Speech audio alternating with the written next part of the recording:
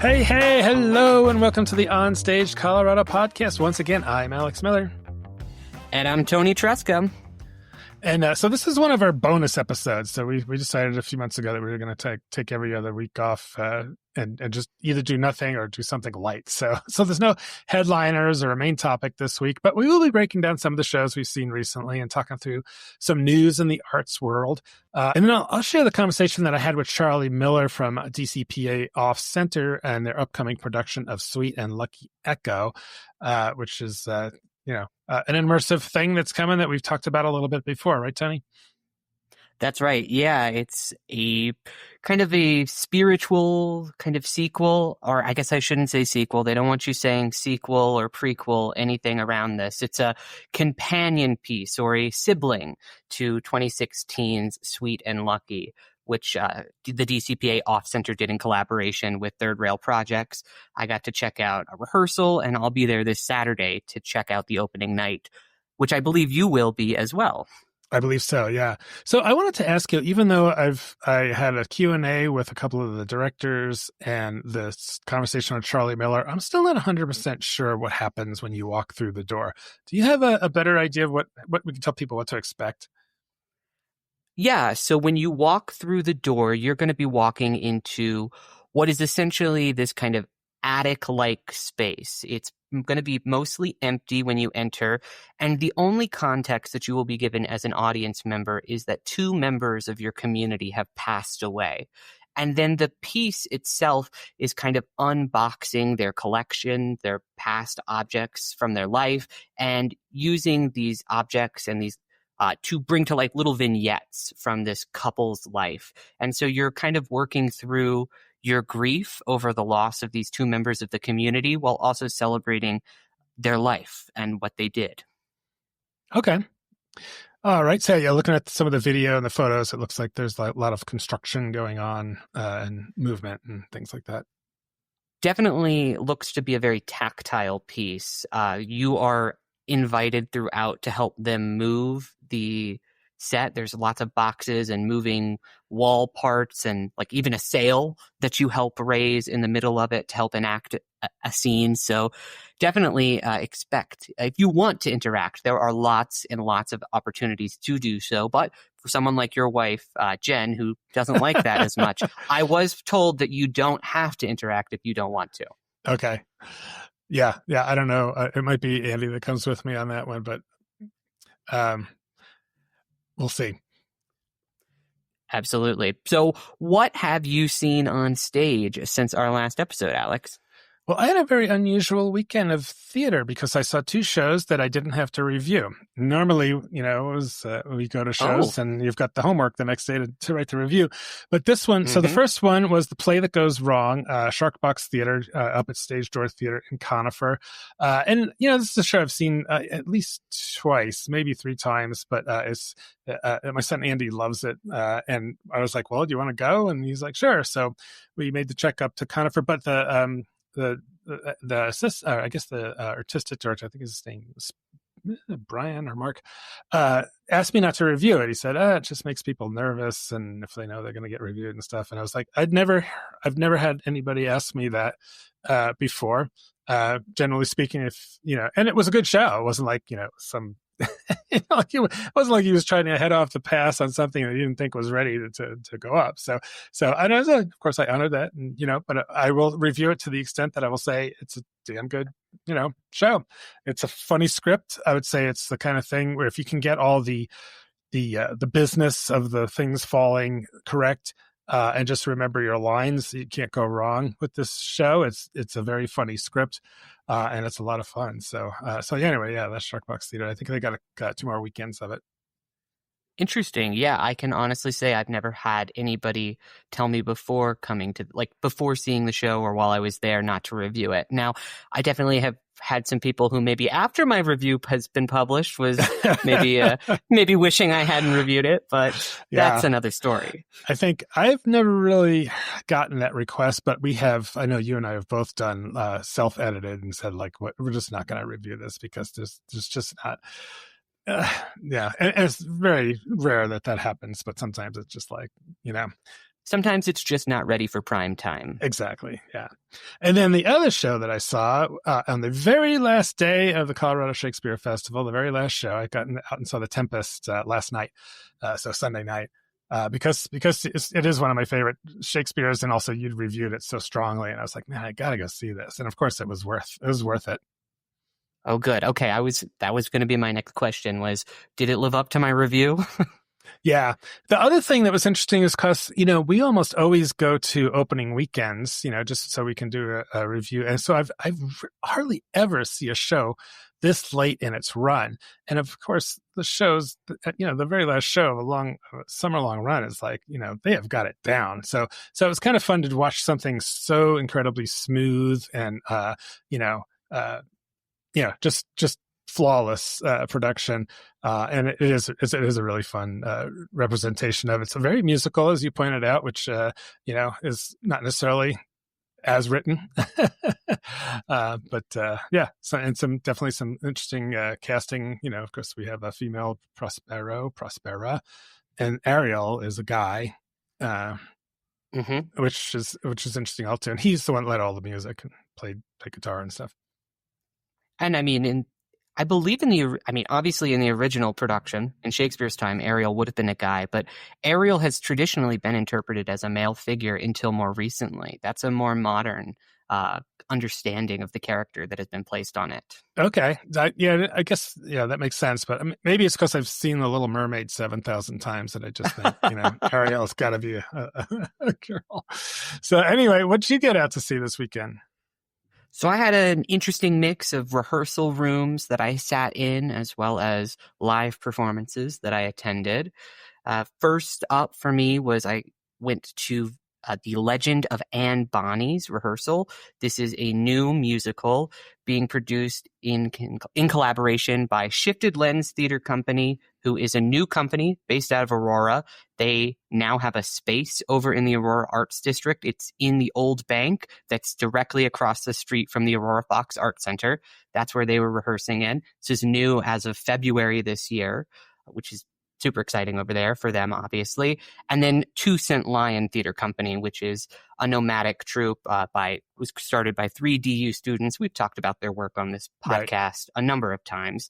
And this is a new musical written by Emmy McGuire. And it's this pirate show. It's about Anne, who is an 18th century housewife who enters piracy near the end of it. And it's really it looks like a really funny show. I got to sit in on the opening number, which was just this very spirited ensemble number with lots of sight gags.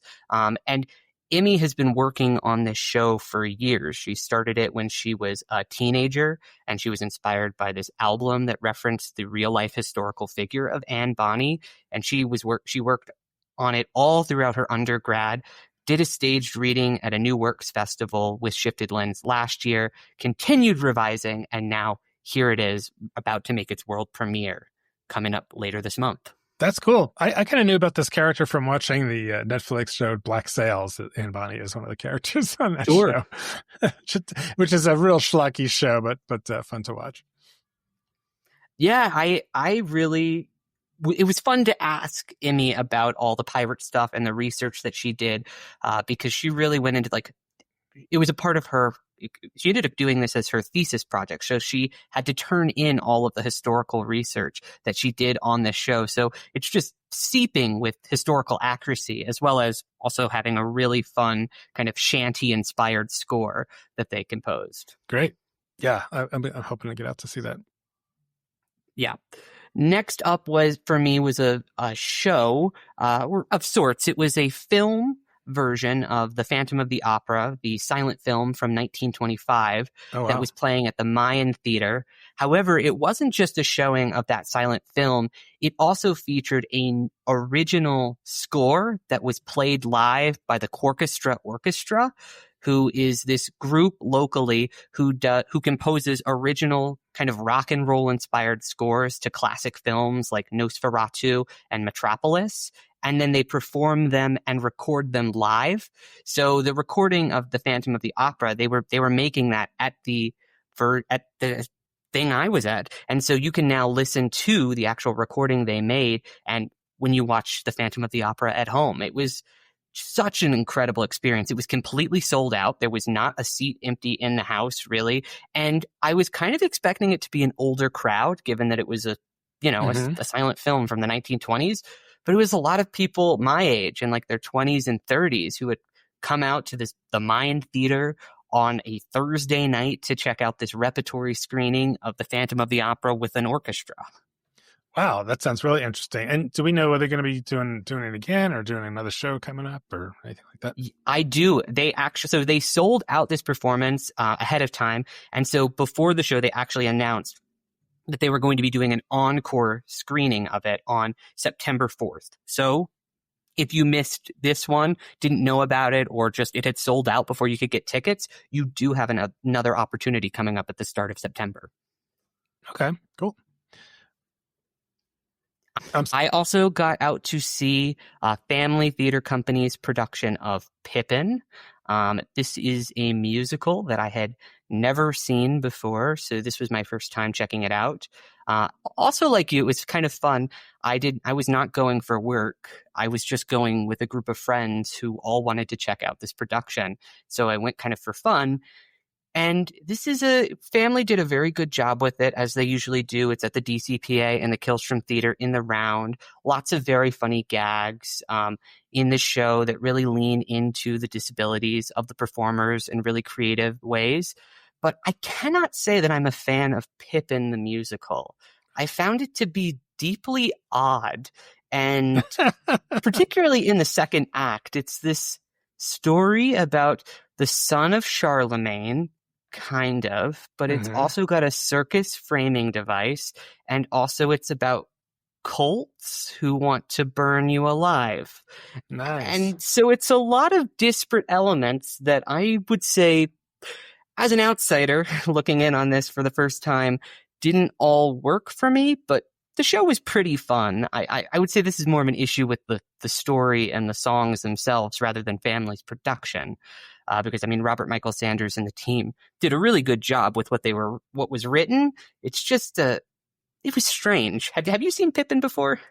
Yeah, I think we talked about this. I saw it a million years ago, but I was just looking. Right, so that's right. Yeah, one of my first Broadway shows. But Matthew Schultz reviewed it for OnStage Colorado. I haven't posted it yet, but he kind of said the same thing. He said, I left the theater asking myself if it's possible to love the work of a company and respect the work of actors while still having a less than magical evening of theater. And he was like, yes, the show's book felt outdated and didn't quite translate to a modern performance. And overall, the show lacked the magical moments that audiences seek, is what he said. Well, consider this a cosign. I thought that it was a strange experience as an audience member, because I like he noted, I respected the work, but did not really enjoy the show. Yeah. Pippin is a valid crossword word also, if you're ever in need, if you're ever making a crossword. Yeah. What else? I also got out to my final performance of the weekend was Modus Theater's art opening and performance and a community dialogue with the Boulder County District Attorney and other law enforcement officers. So this was my first time getting out to see a Modus show. They are kind of a social justice theater. This particular performance was using monologues written by DACA recipients who are here in the U.S., kind of sharing their story and co-reading them aloud, in this case with the Boulder District Attorney and the former Chief of Police. And it just is a really powerful show to have these law enforcement agents next to somebody who is a DACA recipient on stage, all sharing in that moment of truth and reveling in the humanity of it. I mean, Christian shared in the piece about how he and his sister and his mom all crossed the border together, and then the real fears that his sister felt because she was born in the U.S. And about how her family all getting deported under the Trump administration and her being left here alone. And I think when you really have to consider the humanity of it, it's really just makes the policies just all the more hard to stomach and makes you want to take action, which was exactly the point of this. It was followed up after that reading by a Know Your Rights training that you could do and listen to about what are the immigrants' rights, how should you as an ally respond when ICE shows up, all led by the district attorney and an immigration lawyer and the chief of police. So you were really getting it straight from the source. And like I said, just it really showed that Boulder County is committed to upholding the rights of immigrants, even in this troubling time. At least somebody is. A lot of times when I look at Modus's lineup, I just think, oh, God, that sounds like eating, having to eat your peas or broccoli or something like that. Was it entertaining? Was it fun at all, or just kind of heavy duty, or what? The story was very entertaining. It was really well written and well read. I won't call it a performance. It's a reading. Right. And so the focus really is on that story. And I think, I won't call the Know Your Rights training fun by any means. The story section was entertaining, and it was incredibly informative and very relevant. Exactly. Right. You also had, you saw a rehearsal of Join or Die. What's that? Join or Die. This is the guy who you spoke to on the podcast a couple of weeks ago, the zombie show. Oh, right.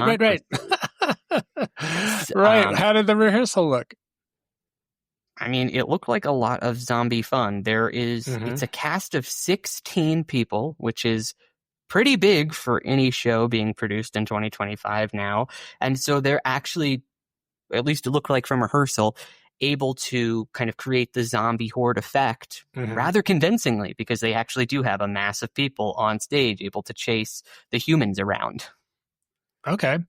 And then you saw another rehearsal, Embers, Petals, and Stars. What's that one? This is a dance show. I went over to the Boulder Circus Center and checked this out. It's a dance show in 3 acts. The first act is inspired by this woman's experience living through the Louisville fires and losing her home, and kind of how the grief that she's still processing in this moment. The second act is about Petals. It's about this cherry blossom and the cycle of life that usually represents. And the final act is about Star Wars, and it's just a fun, dumb kind of cantina romp. All very different, all very kind of. They're not trying to connect them at all. They literally just take breaks in between. And the real reason to watch is they are doing all of these really complicated aerial movements throughout it. It's an aerial as well as a dance piece. And so they have all these really impressive technical partner sequences in which they're throwing each other around up in the air on these rigs that they have. And so it's an interesting piece. I'm not sure how I feel about combining all 3 of these elements together quite like this. It feels more like kind of just you're going to a student recital and you're watching 3 different works, because I mean that's really what it is. But they've decided to bundle them all for this case. Okay. So, it's not typical that arts journalists would go to rehearsals. I mean, a lot of times theaters would prefer you don't. So what's up with you going out to rehearsals? What's going on there? Well, I guess I have kind of been going to rehearsals for a little while now. I particularly when their new works, and they don't have any photos. And so I kind of am like, so do you have any photos? They tell me no, they won't have any photos until like the day they open. And I'm like, that's really not going to work if you want this to come out ahead of time. And so I go and it's largely to take photos, but I also do find that just being in the room and getting a sense of the energy and the vibe of the piece is very helpful in my writing and making sure that it's reflective of what the actual experience is going to be, rather than just reading the press release for a new show that I don't have, because often new shows, they will not send me a script. So I can't get a vibe from that. And I just have to trust them. And you and I both know that press releases sometimes do not match the vibe of the show at all. Yeah.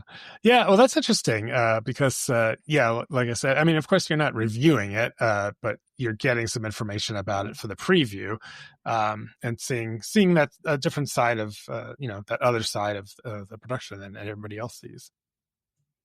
Absolutely. I think also for new shows or more experimental shows or immersive things, it really can be hard to get your hands around what it is unless you're actually in the room and you can kind of watch it. Like, for instance, you saying that just talking to Charlie Miller about Sweet and Lucky is not the same as me going in the room and getting to see some of the scenes, because I get to see what that actually looks like in practice rather than just kind of reading about it or even just talking, because sometimes it's interesting. Sometimes artists, I would say, don't always know the best way to describe their own work. That's true.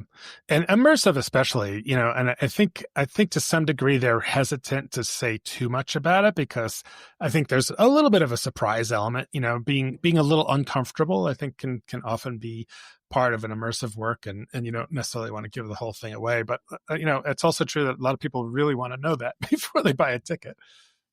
100%. And I often coordinate with the people who I'm writing the pieces about, because my goal is not to reveal any spoilers about the narrative. So sometimes they may say something and where they're like, oh crap, that might break. If people go in knowing this element, for instance, this happened with Sweet and Lucky, it might break the experience. And so I just kind of hold that information close to my chest and don't share that. Because again, my goal is not to substitute you actually going to see it. Right. I think you should go see Sweet and Lucky. However, I think you do need more information than they give on the website in order to make an informed decision. Right. Well, speaking of photos, I'm going to put on my marketing hat for 1 second here and tell theaters that if you have the opportunity to stick one or two characters in something that even just approximates what the uniform is going to be, or the costume, I'm sorry, and take a couple of photos, that really can help with I was thinking back to when Betsy was promoting Coal Country months before, and they have this great photo of Chris Kendall. I think he was in overalls, and did he have a banjo or something? Yeah, he was just holding an instrument. Yeah. Right. And, that was... it's so much more impactful than just poster art. So if you can do it, do it. So those are the things we saw. I should also mention that this was a pretty weekend for the rest of the OnStage Colorado review crew. So look for reviews on the website for Pippin at Family from Matthew Schultz. Kim Nicoletti was up in Silverthorne. Actually, she lives in Silverthorne, so she just walked across the street to see Margaritaville at Silco. And then down at Colorado Springs, Judith Sears saw Tuesdays with Maury at Funky, and then Alice Caterland was out at Assassins at Miners Alley. So we'll have reviews of all those shows coming up. Do you have the review of Assassins yet? What'd you think? I'm so curious. I'm seeing that on Sunday. I don't. But Alice okay, doesn't I guess I just have punches. to wait like everybody else. I know. Yeah. That's why I asked you. I was like, she'll tell it like it is. Yeah. Yeah. So, all right. Well, moving on. What's in the old news bag, Toni, or is it the mail bag? It's a newsroom. The mail bag's kind of mushed into one. We call it the news bag. Absolutely. So, big news on July 30th, the Scientific and Cultural Facilities District, also known as the SCFD, announced its new executive director, Andrea Albo, after a national executive search. The board chair, Jackie Cooper Meldon, said in the announcement that Andrea's focus on people-centered leadership and her considerable experience navigating complex organizations will be major assets as she takes the helm of the district. Andrea is a graduate of the University of Colorado at Denver, and she has over 27 years of experience in public service leadership, including serving as the Deputy Chief of Staff and the Senior Vice President of Culture and Strategy at the Denver International Airport and the Chief of Staff at the Denver Sheriff's Office. So she said in the statement that she is very honored to have been selected, and it's thanks to SCFD's free days that I was exposed to arts and culture from a young age. I'm looking forward to working with the cultural community I call home to advance the accessibility of arts, culture, and science for all district residents. And she's going to be starting that tenure as executive director in September. She's following Deborah Jordy, who is going to remain in the organization as the district's senior advisor on matters related to the reauthorization of the tax district that's coming up in 2028. Right. Yeah, that's fantastic. And I hope we can talk to her after she's settled in. Maybe we can even get her on the pod. But for those who aren't familiar, the Scientific and Cultural Facilities District is a really interesting organization. It's a collaboration of, I think, 7 counties? Yep. and so everybody it's similar to like a metro district or a fire district where, you might have several counties pitching in to fund the fire departments that take, and this is just a same model only for culture, and it's a fantastic source of funding for a lot of arts organizations in the Denver metro area. And if you are somebody who is worried about federal funding going away, this is like a key in the fight against that, because this does not come from federal funds. This is taken from that district's sales tax revenue, and is then distributed directly back to the organizations in this area. So it is a way to ensure that funding exists for these groups, even as it becomes more scarce at a federal level. Right. Yeah, and you'll often hear, curtain speeches thanking SCFD among other sponsors, and probably, that's who they're talking about, and it's definitely a big source of funding. What else? Absolutely. In other arts news, friend of the podcast and senior arts journalist at the Denver Gazette, John Moore, broke the news that the 48th Denver Film Festival won't be back at the AMC 9 and 10 in November, which ends a 3-year arrangement in an increasingly tricky movie-going landscape. As John quipped in the piece, attendance at movie theaters is presently being described as hovering somewhere between abysmal and apocalyptic, after brutal first quarter numbers showed that box office revenue is down 11% compared to the same period last year. So even though you'd think that these megaplexes like the AMC would be up in arms trying to get these 10 winter days when the Denver Film Festival brings people there to come to the theater, AMC hiked the rental fee and basically priced itself out of the festival. Why? Yeah, I truly have no idea. But according to a report that Denver Film declined to comment on, AMC was wanting up to 3 times more than in previous years. So now Denver Film is pivoting to just expanding offerings at the established venues that it works with, including the Ellie Calkins Opera House, the Denver Botanic Gardens, the MCA at the Holiday Theater, and of course, its home at the C Film Center. All right. Well, we wish them luck. And, going back to the theater business cratering, you go to the movies a lot, probably more than anybody else I know. And you have that movie pass at AMC. Have you just kind of been noticing that when you go that there's less and less people in the theater? Honestly, no, I really haven't.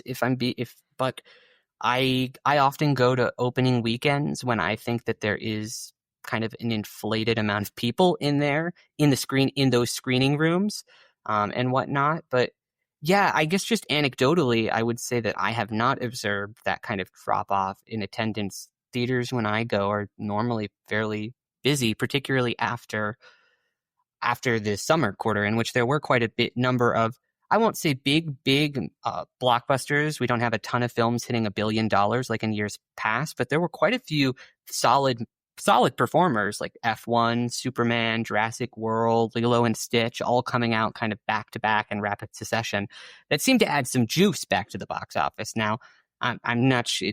August, September, October are not looking quite as promising in terms of the movie offerings, but yeah, I guess just anecdotally, that has not been true for me. Yeah, I know. It seems like we always talk about theaters. If you've got empty seats, you've failed to some degree. If you're a movie theater, what else can you do? I mean, I don't know. Could you put a juggler on stage? I don't know. Start inviting people in to do stuff. I don't know. Maybe that sounds ridiculous, but I mean, it'll be sad because, I think everybody likes to go to the movie theaters once in a while. I always like to go for the big action films. Like I saw Superman. I think that was the last one I saw. But, like the AMC 24 where I live, I mean, it has a lot of art films and smaller films that come through as well. So, those big blockbusters also support some of the smaller theaters within the bigger complex. So it'd be sad if they start going away. Yeah. I mean, speaking of movie theaters and them possibly going away, up north in Estes Park, the owner of the historic Park Theater, Jenna McGregor, confirmed to me in an exclusive interview that I did for the Estes Valley Voice that, quote, "It's not sustainable. The film companies don't care about the theaters any longer. They are literally driving us out of business." Wow. Did she elaborate on that a little bit? Yeah, I mean, she pointed to the theatrical release window, which was once 120 days, is now shrunk to 45 days, as well as streaming platforms dominating the cultural landscapes and kind of shifting audiences' habits. And those are things that are happening at all movie theaters. Those are big systemic problems. But what is really specific to this theater, which is a one-screen theater in a smaller rural community, is that studio licensing practices have become more restrictive and expensive for independent theaters. So if they do get these new films, studios are taking a massive cut of the tickets. So, for instance, Jenna was trying to get the new Superman from Warner Brothers, but wasn't able to do that because the theater required that she play the film, quote, clean, meaning play no other films on the screen for weeks. You had to, in that one seat theater, you could only play Superman for, if she wanted it opening weekend, it would have been 4 weeks straight of just Superman. And then even after it had been out for 4 weeks, they still wouldn't let her screen the film because she was also hosting live events sometimes on Friday and Saturday. So they weren't able to get the full day on the weekends. So the studio just said it wasn't worth it for them to let her have the film. Wow. Yeah. I mean, there's always somebody with a spreadsheet looking at these things, and from a financial perspective, maybe it makes sense for, Warner Brothers or whoever, but it's a bummer to hear that small communities are getting, they're losing hospitals, they're losing, theaters, they're losing movie theaters, and all kinds of things. And it sucks. That's one of the beauties of a small town is, like, there was always that movie theater in the middle, and maybe it was playing an old movie or something, but it was there. Yeah, and I mean, just adding insult to injury right now is if the Park Theater is able to get a new movies, the studio then takes an exorbitant cut. So on a $13 ticket, Jenna says that they keep $3.80 of that.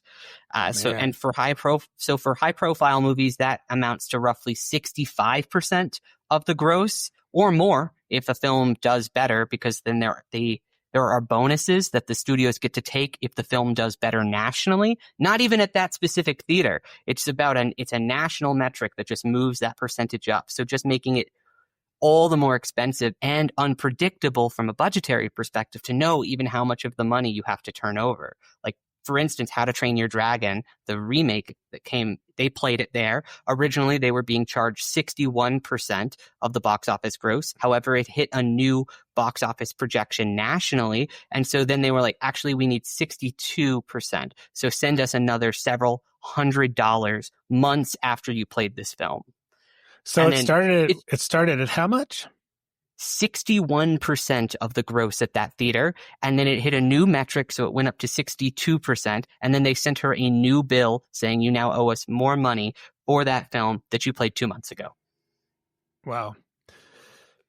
Dang. Yeah. Well, and so in response, it's actually been doing something that you said in the last segment. She's been hosting live events in the theater, and she's been running free repertory screenings of classic movies. How's that going for them? Well, so far, meh. She said locals didn't show up to these events, and it's really too far away to attract people like us who don't live in that mountain community. The free screenings have been working a little bit better, though, and powering increased concession stand sales, which is where they really make most of their money because the studios take so much of the box office gross. Still, Jenna told me that, quote, there is absolutely a possibility of the Park Theater going away. You don't go back, then you'll lose it. And although she declined to comment on exactly how long she could keep the venue open, unless something changes, it seems like the country's oldest single house theater in the entire country is probably going to be closing soon. This one in Estes Park is the oldest? The oldest single screen theater in the country. That's right. Okay. Wow. Crazy. Well, I don't know. It's interesting to hear that the live events don't work out so well. I think maybe if you could sustain it, but I mean, you've also got to mix in films. I think about some of those tiny theaters in these big megaplexes sitting empty, or or with one person in there. And it's like, I wonder if they started doing stuff like, stupid pet tricks and jugglers, and and if they did it on a consistent basis, if people would, I would go to that. I mean, I know that Alamo Drafthouse experiments a little bit with that. They do live comedy and like other kind of things in their spaces, including the theaters that they show. But yeah, it's really not a consistent effort, which I think kind of prevents people from really getting in the habit of going back. Yeah. Yep. Also in the mailbag, a couple of season announcements coming up. What do we have here? Yeah, so just wanted to get these on your radar in case you wanted to be in the room where it happens.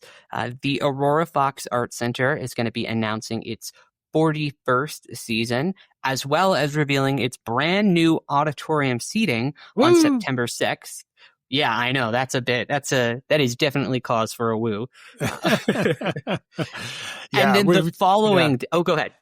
Oh, I was just going to say, so yeah, when I interviewed Rich Cowden at the Fox earlier this year, and they had a sample of the chair that I was able to sit in.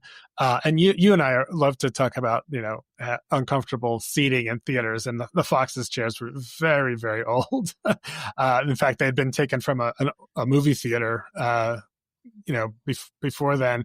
So it was high time, but it's really expensive to do. So it is kind of a big deal to do that. So kudos to the Fox. And yeah, I was going to try and get out there on that day to see how it all looks. Definitely. I'm also planning to be at that. And then the following day, Denver's Family Theater Company on September 7th will share its season at Brewability. Although I can't share any additional information about the seasons publicly, I can say that these are sure to be fun events. Okay. What's Brewability? Is it a tap house or is it a brewery? Or? Yes. Yeah, it's like a brewery. Interesting. They do pizza as well as beer. It's in Inglewood. All right. And switching over to Arvada. Arvada Center has an announcement too, right? That's right. They announced their creative team for the first production of its 50th season, The Mousetrap. And boy, is it a doozy. And the design team. Yeah. Yeah. The design team includes direction by artistic director Lynn Collins, scenic design by Brian Malgrave, who we are going to have on the podcast next week, I believe. Costume design by Linda Morgan, who was previously the resident designer for BDT Stage, which closed last year. Dialect consultant from friend of the podcast, Jeffrey Parker, and sound design by Max Silverman, just to name a few. And on the cast side, let me know if you recognize any of these names, Alex.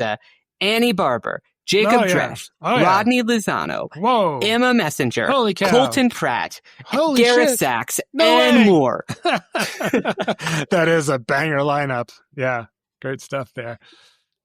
Yeah, it's true. It's like they just went down and they were just like, who are some of the most high profile working actors in Colorado? Okay, well, let's just cast them all.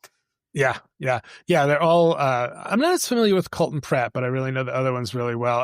And looking at the Annie Barber was in the Arvada Center production of Dracula, a feminist revenge fantasy, which was at least the first show that I remember seeing her in. And I was really impressed by her, so I'm excited to see her on stage again. Of course, Jacob Dresch has been doing good work all over the place, and Emma was just in that banger production of Steel Magnolias we saw, and Gareth Sachs is one of those can't take your eyes off him actors when he's on stage. Man, he has got amazing presence. Absolutely. So I've never seen The Mousetrap before. I'm gonna do my best to avoid spoilers on this because I know it's a mystery and that's kind of the whole point. But I definitely am planning to check this out. Even if not for work, I just want to see this for the design team and the cast. The only spoiler I'll give is someone dies. Huh? Well, now it's all ruined for me, Alex. Why even bother going? All right. Well, we're going to take a quick break. And when we come back, my conversation with Charlie Miller to talk about Sweet and Lucky for Denver Center's Off-Center Immersive production. Well, I am here with Charlie Miller, the Executive Director and Curator of DCPA Off-Center. Hi, Charlie. Thanks for joining the OnStage Colorado Podcast. Hi. Thanks for having me. Yeah, great to see you. So we are talking today about Sweet and Lucky Echo, which is kind of a reprise of sorts, and a version of an earlier show that Off-Center did. What was it, like 10 years ago? 9 years ago in May of 2026. Sorry, 2016 is when it Uh-huh. opened. Okay, great. And so I also noticed in the press release that this is Off-Center's 15th anniversary, marking this production, right? Yeah, Off-Center, I co-founded Off-Center with Emily Tarquin in 2010. So Right. this is our 15th year.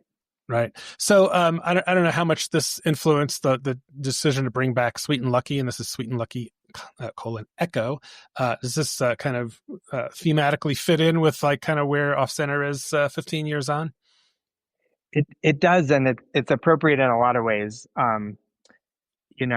Sweet and Lucky, the original production, was the first large-scale immersive theater that Off-Center did, and really that Denver got to experience. And it was a huge hit and deeply resonant for so many audiences. We do these post-show surveys of all of our ticket buyers for every production, and literally every show we've done since Sweet and Lucky, we've gotten multiple comments saying, "I like Theater of the Mind, but when are you going to bring back Sweet and Lucky?" Right. And so it's a fan favorite. It's one of my, it has a very special place in my heart as the first big project that we did.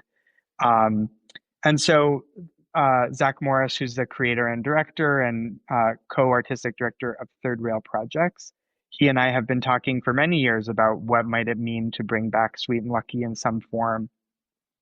And revisiting the story or the themes, a lot has changed personally for each of us and societally in those 9 years. And so we were really excited, and Zach was really inspired to look at the subject matter and the show in a completely different light. And so while it shares the name and it shares a lot of some similar moments, and it will certainly be familiar to some extent for the people who got to experience the original, Sweet and Lucky Echo is an entirely new piece, and it's one that's being created now for this moment. So it's exciting because it's simultaneously kind of revisiting the original, but it's the process of creating an entirely new work, and that's really exciting creatively, I think, for everyone involved. Right. Great. Well, I'm sorry to say I didn't see the first Sweet and Lucky. Can you tell me a little bit about what that experience was like and where it was staged, and how Echo is going to be sort of the next iteration? Sure. So Sweet and Lucky in 2016 was, as I said, the first large-scale immersive theater experience that DCPA Off-Center produced. We commissioned Third Rail Projects because they were really the leading company doing this work nationally. And we felt like by combining the DCPA's production capabilities and talents, and frankly, our huge props warehouse and all the amazing resources that the DCPA has, with the expertise and artistry of Third Rail, that we could really create something unique. And we found a space on 42nd and Brighton Boulevard, which is now the Mission Ballroom. It was actually warehouses that were waiting to be torn down to build the Mission Ballroom. Oh, wow. They were expansive, 16,000 square feet, filthy, and had no HVAC. And so we cleaned them up and did our best to make it hospitable for actors and audiences alike, but it was rough out there, let me tell you. And Third Rail created this piece that started in we called it a speakeasy antique store where nothing was for sale. And you were taken into a graveyard where it rained on you, and you attended a funeral, and then moved through a dozen or so spaces where you got to experience moments from the life of this couple, and sort of saw their relationship in key chapters or key moments, and sort of piece together your own understanding of the story and who those characters were, and what your relation to them was. Because in immersive theater, the audience has an active role in the story. You're not just a passive viewer. And so in the original, you got to play a memory game with an actor who had different cards and photographs that were duplicated. you had a one-on-one experience with an actor where it was just you and the actor talking.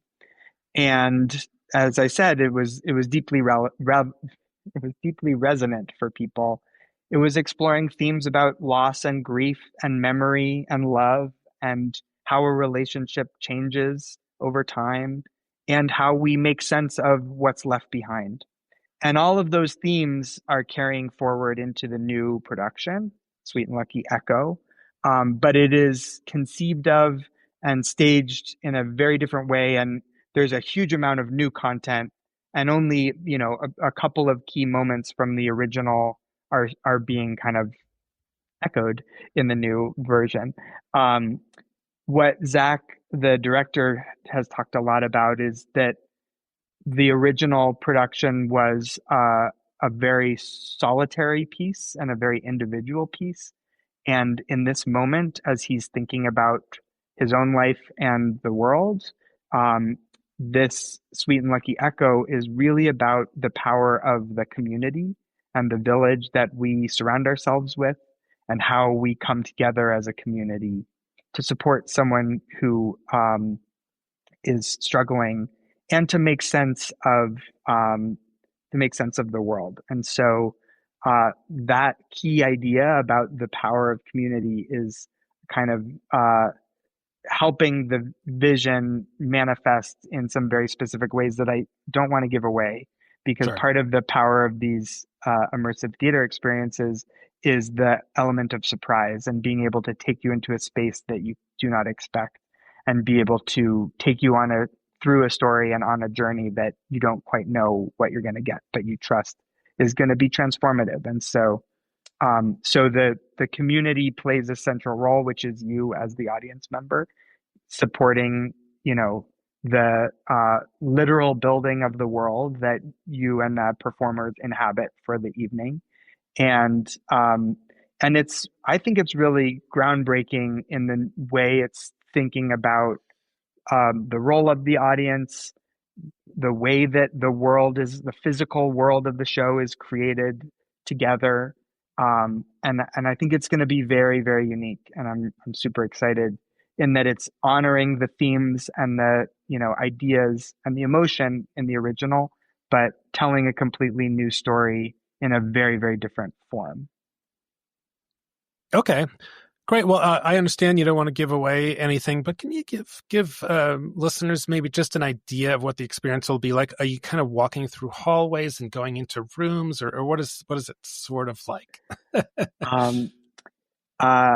You spend most of your time in a singular space that is changed and subdivided in different ways. And so the space that you walk in on, which is filled with cardboard boxes, transforms with your help right in front of your eyes. And so it is not as ambulatory as the original was, where you were literally moving through many different spaces. Here you are helping to transform a quite large space over the course of the evening. And so there will be a lot of surprises in that, but it's not about the distance you travel. It's about the ways that the space changes, and the way that your understanding and relationship to the people in the space changes as part of it. I'm sorry that I just don't want to give too many more specifics. I get it. But it's literally helping kind of unpack these memories and revisit the stories of a couple. So there is a couple at the center of it as well. And I think that the audience's role is to really help us bring these memories to life and make sense of them together. Okay.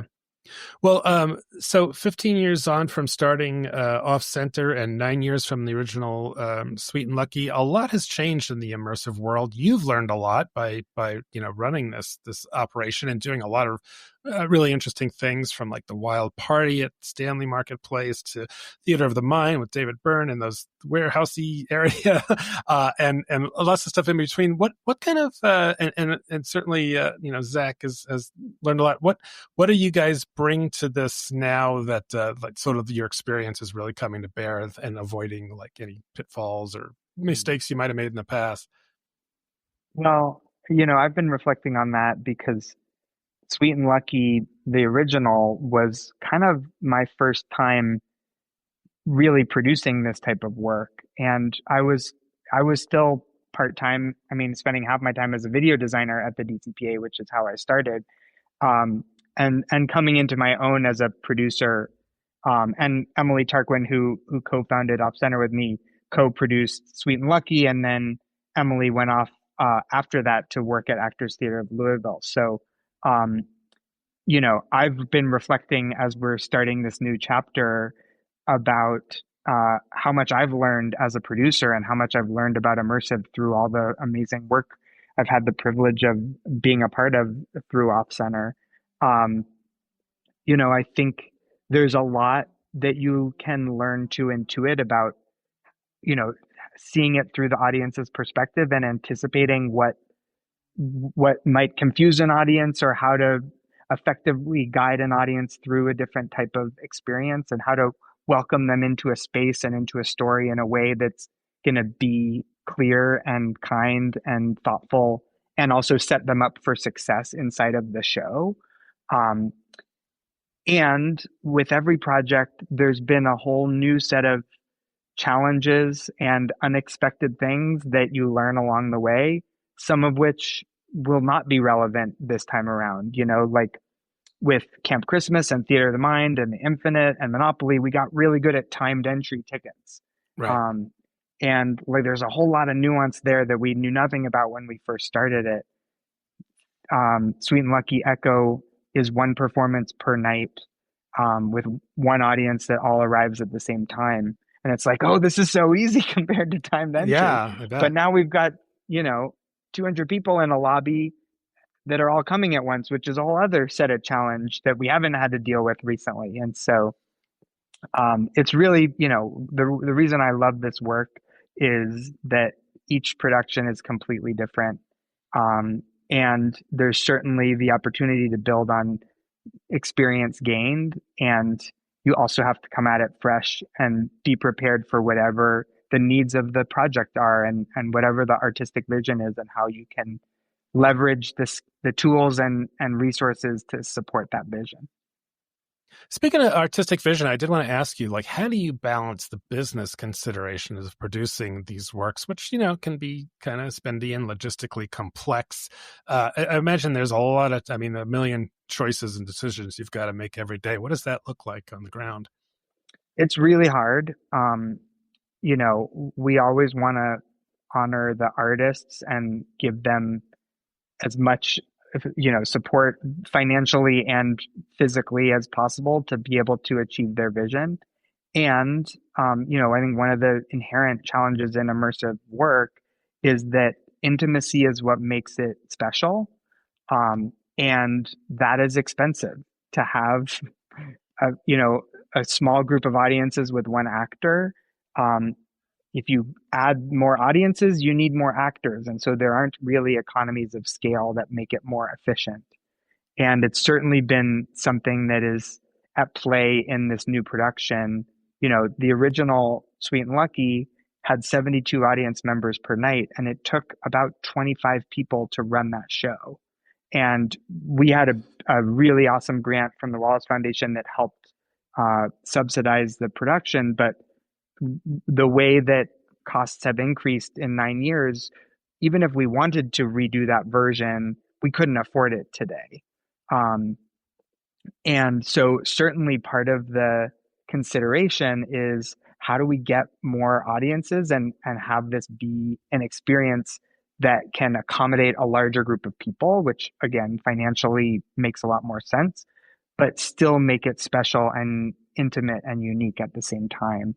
And Zach Morris, the lead director and creator, he's so brilliant about how to move actors around and how to create these intimate moments and then these more grand, group moments. And so I think if you could see the spreadsheets behind the art, it's really incredible to see how thoughtfully the directing team has dissected literally every minute of the show, and knowing where each actor is and who they're interacting with, and how that group of audience members that's in that moment are taken care of in the next moment, and considering each individual audience member's journey through that is really spectacular. Yeah, I'm sure that's just a logistical, huge logistical challenge. So you were talking about the first Sweet and Lucky was in this stinky, dirty old warehouse, but now you've got this Broadway park venue at 407 South Broadway. That's I don't know if it's a permanent home, but sort of a place you can do multiple productions. So can you tell me a little bit about that? Yeah, sadly, it's not a permanent home. This is just off of Alameda and Broadway. It's a former Ace Hardware, Sally Beauty, and Dollar Tree, which they call medium box retail, apparently. Okay. The ceilings aren't super high. They're 12 feet, which, compared to where we were originally, which had like 20 plus foot ceilings, it's just a different feel. But it's got an amazing infrastructure. It's got great restrooms, both for the backstage team and for the audience, which has been a challenge. I don't know if you'll recall in Theater of the Mind, we didn't have audience bathrooms, so we had to bring in bathroom trailers out front. Right. It has been really challenging to find venues that have the unique mix of infrastructure that we need to support these big immersive projects. And we really lucked out here to find a space that could be relatively easily modified to meet our needs. And we've built out the infrastructure for a bar. So we have a bar with running water, which we've never had in any other location, and a really comfortable front of house space. We've got, nice facilities that we set up for dressing rooms and a green room backstage. And most importantly, expansive performance space that we're able to fill with our sets and props and everything. And obviously HVAC, which after the original Sweet and Lucky is a non-negotiable. And, right. There's things that people don't think about, like egress paths for fire. Does it have enough exits that audiences can quickly have 2 points of egress from wherever they are in the building? And sprinklers and fire life safety. There's a whole host of things that, we have to consider and invest money in to make this space functional for our needs and safe, by the city's standards. And so we've been lucky in that we got a 2-year lease on this space.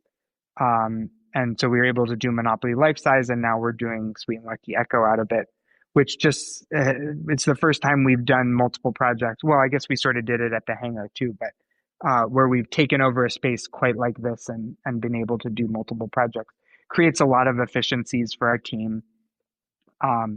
And it's a huge luxury. And also it's a great location. There's tons of free parking out front. It's very accessible by public transit. So we love the location. This building is under contract and will eventually be redeveloped into a multi-unit housing, apartment building, like there are some in our direct vicinity here.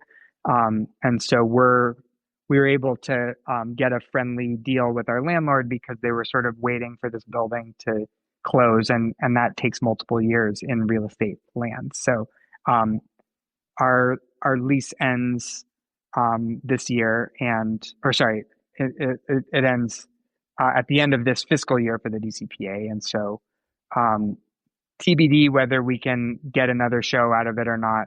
But we're just thrilled to be in this space again, and given how comfortable it is and how well equipped it is for our needs. Okay. I wanted to ask, since we were talking about how immersive theater has become more of a thing, in the last decade or so. Do you see in some of the more recent shows you've done, is the audience just a little more like less surprised or more kind of game for that kind of experience than they might have been in the past? Yeah, I mean, it's interesting because immersive can mean a lot of things. So I think one of the challenges we face is that, when we said immersive theater in 2016, I mean, most people hadn't heard of what that meant. Some people knew what immersive meant, but now there's been such a huge range of things that call themselves immersive that it can be challenging at times to sort of say, yeah, but this one is, of a scale and of a quality that is different from some of the other options that you might have. Or there's a lot of big IP, intellectual property that's like creating experiences. The Squid Games experience is in New York, and Minecraft, it was in Dallas. We did Monopoly too, which is big IP. And so, there's a lot of options out there, and how do we differentiate what we're doing? And, I think audiences have come to, understand and love what Off-Center has to offer. And so I think when it's an Off-Center production, we do have a core group of really enthusiastic people who've come along the ride with us and know whatever we do it will be interesting, and it's worth checking out. But I do think that the diversity of what people consider to be immersive and, the prevalence of quote unquote immersive things in our entertainment ecosystem now, have meant that audiences are maybe a little bit less able to be surprised than they were 9 years ago. And they certainly come in with a level of understanding or expectations that can be helpful, and also can be something that you have to kind of challenge right off the bat so that they don't come in thinking they're getting something that they're not.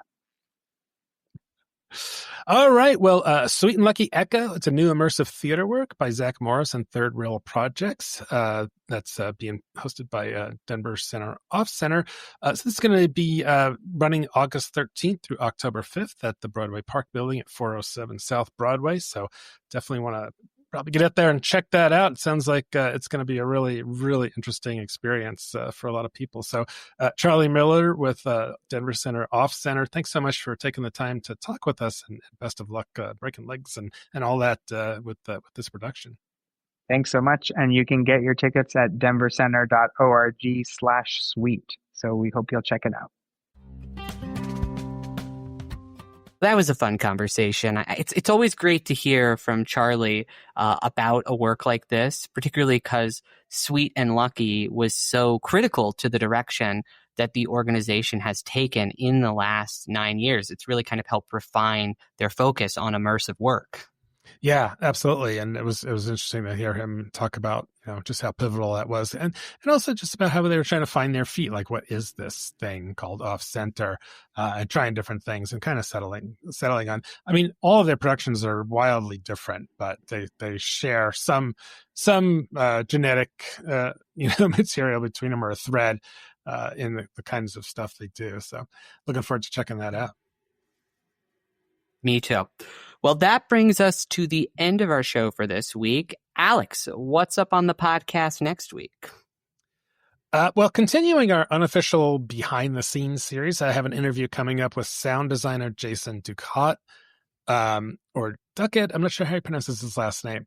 And as you mentioned, we're also going to be interviewing Brian Mulgrave. So I think it'll be Jason and then Brian. So some of that behind the scenes stuff. So he's done sound for Dracula and Noises Off at the Arvada Center, Coal Country at the aforementioned Betsy. He did the Mousetrap at Lone Tree Arts Center, did the Minutes at Curious Theater Company. So he's definitely one of those busy sound designers in Colorado. So looking forward to talking with him about that. And then, we'll talk to Brian Mulgrave, who we always crow about because his scenic designs kind of stand at the top of what anybody else is doing in Colorado. They're always just like, holy cap, great stuff that he does. Yeah, and he can design with a massive budget for stuff like the Arvada Center, or he can do something small and more intimate, like when he does work with Platte Valley. Right, for sure. And I guess this means that in order to properly continue our behind-the-scenes series, we got to get a lighting designer on here next. Absolutely, yeah. I'd love to talk to somebody, so we'll pursue that. I was actually talking to a lighting designer, Emily Maddox, who was the designer of Pippin, when I was there. She mentioned that she is a listener of this very podcast. So Emily, if you're listening right now, consider this a open invitation to hop on the show with us. Absolutely. Let's chat. So if you want to stay up to date on what's going on in theaters across the state, be sure to subscribe to the OnStage Colorado newsletter, which comes out pretty much every Thursday. Yeah, yep, definitely. We always have the latest reviews. We've just started putting on like the next week of shows from the calendar on there, so you can just kind of get a quick snapshot of what's coming up. And then, of course, any other stuff that we have, like we always have our links to our latest podcast and any news. So, all right. Well, that's it for this week. Thanks so much for listening. I'm Alex Miller. And I'm Toni Tresca, and we'll see you at the show.